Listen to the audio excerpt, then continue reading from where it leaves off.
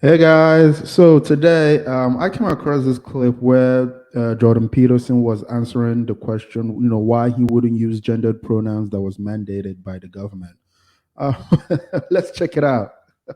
Let's see this. Or to the BBC that by adhering to people's preferred pronouns, that it's the starting point to an authoritarian regime or society. Is it possible, however, that it's more about giving people more rights and liberty, or even something as fundamental as respect? Jordan. Well, I never said that. What I said was that I wasn't going to allow the contents of my speech to be dictated by a virtue signaling government when never in the history of an English common law society had a government dared to regulate the actual voluntary contents of someone's speech except in a commercial situation. Just explain, Jordan, to those in the audience who don't know precisely what you're talking about, what it was the government of Canada tried the provincial to and Canadian, they did legislate it. The provincial and Canadian government, or the provincial and federal governments in Canada, mandated the use of personal pronouns and made it a criminal offense not to use them, at least under some circumstances. And there's been a variety of negative consequences of that, including the persecution of a teaching assistant at a university known as Wilfrid Laurier. And it isn't a matter of respect at all. And look, in the 1940s, the American Supreme Court, and Americans have a very tight, what would you call, control or tight respect for free speech, decided that it was not constitutional for the government to place mandatory requirements on what people were required to utter in terms of their voluntary speech.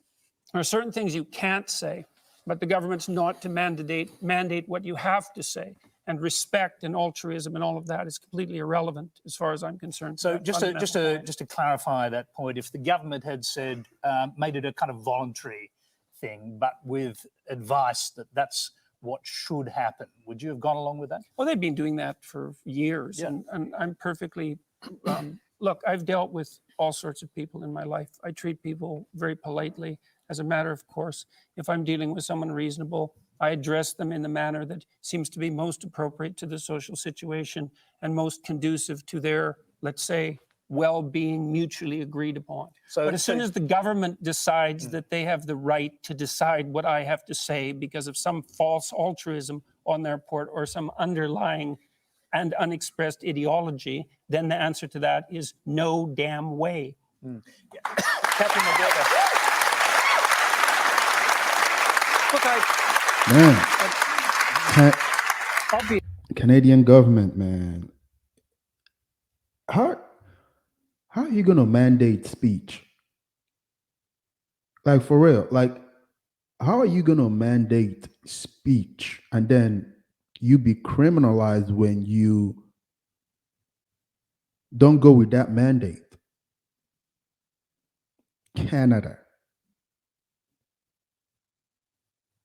Jesus Christ. I mean, would they do that here? Would they do that in the States? I don't I don't know. I mean, the way things are going, I wouldn't be shocked if they started mandating speech, bro. Obviously, Jordan's point on free speech has weight and should be attributed weight. And my experience of this has been, and I've lived it, I've been called he and it more often. I'm being called it as we speak tonight, I know, because I get that most days in one form or another. I think my Adam's apple is trending on Twitter, if my last glimpse was any indication. I would pick up a couple of points on jurisprudence, though, Jordan, if I may. And one is that the government in common law jurisdictions has prescribed speech in all kinds of ways. The reason William Shakespeare wrote Hamlet and Richard III and Macbeth was that it was an offence punishable by death to compass the death of the sovereign. So any of his plays in which the regal figure was killed during the reign of Elizabeth I you could not actually write an English-based play. Compassing the death of the sovereign is a massive infringement on free speech, satire. Try telling a flight attendant when you leave town tomorrow that you can't remember whether you packed your bomb in your luggage or not, and see how that goes in terms of whether you get your collar felt for a satirical jest, potentially. So there are all kinds of regulations of speech. I don't believe, as a minority, the trans community can legislate our way to acceptance. We can't. we have too often, in my experience, inverted the power relations. We're a telephone booth minority, despite the arguments that there's an epidemic of transgenderism. We're more visible, and that is destabilising to people's notions of binary gender. I get that. I just think your first point in your opening remarks about the individual dignity of the human being a Western concept, and I agree with you 100% on that. I would love to think a day will come when we don't need codes like C16 to mandate this, that where the experience I've largely had, by the way, and especially humbling in the world of global cricket, where some of the most alpha guys around have treated me with just enormous respect, and it's a given. I've been very blessed. I'm more privileged than most trans people. Some of them by a long actually shot. suggested you play for the women's cricket leagues.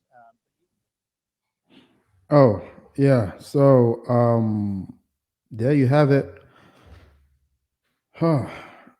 I don't understand how we get to a place where we start mandating speech and compelling people to use that speech or said speech, and then when you don't, you get criminalized and even imprisoned.